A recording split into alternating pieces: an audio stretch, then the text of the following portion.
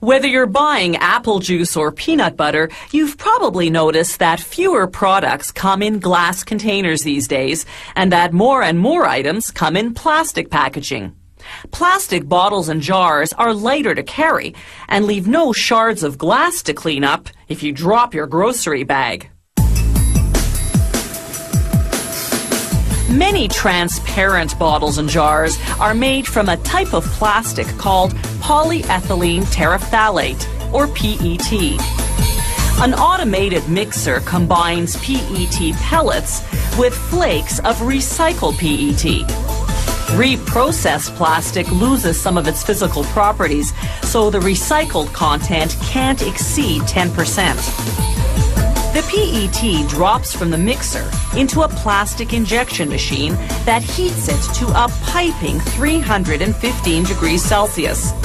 The dry raw material melts into thick and gooey liquid plastic.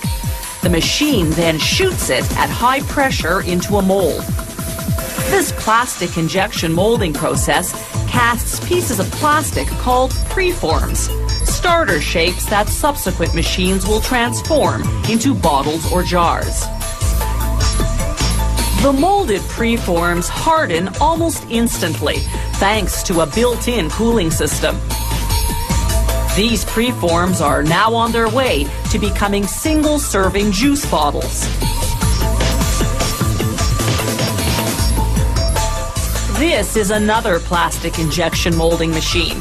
It uses the same method to make preforms for a different model, 1.5 to 2 liter bottles.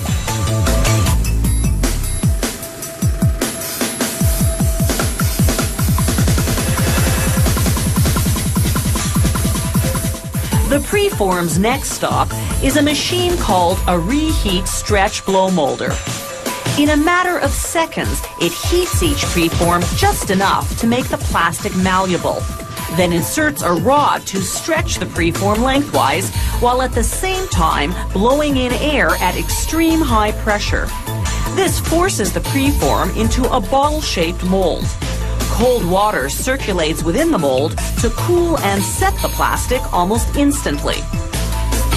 This lightning-fast machine churns out 10,600 bottles per hour. No wonder we've had to show it to you in slow motion.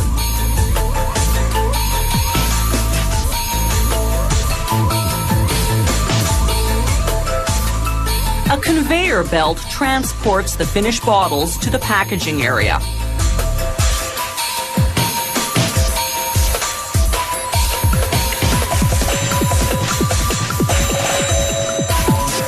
Before blow molding, the preforms for certain models first pass through an oven. A technician sets the heat level of each infrared oven lamp individually, applying more or less heat at various points to influence the thickness and shaping of the plastic. From the oven, the preforms go into another reheat stretch blow molder that transforms them into peanut jars. It's the same process for this peanut butter jar. After molding, the machine instantly cools the plastic, locking in the shape. The factory pulls samples off the line at regular intervals for quality control testing. Technicians measure the thickness of the plastic and perform a compression test to gauge its strength.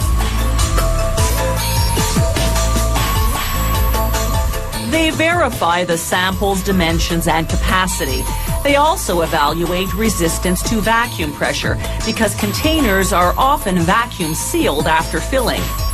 Some models must also be strong enough to resist the pressure of their contents, carbonated soft drinks, for instance.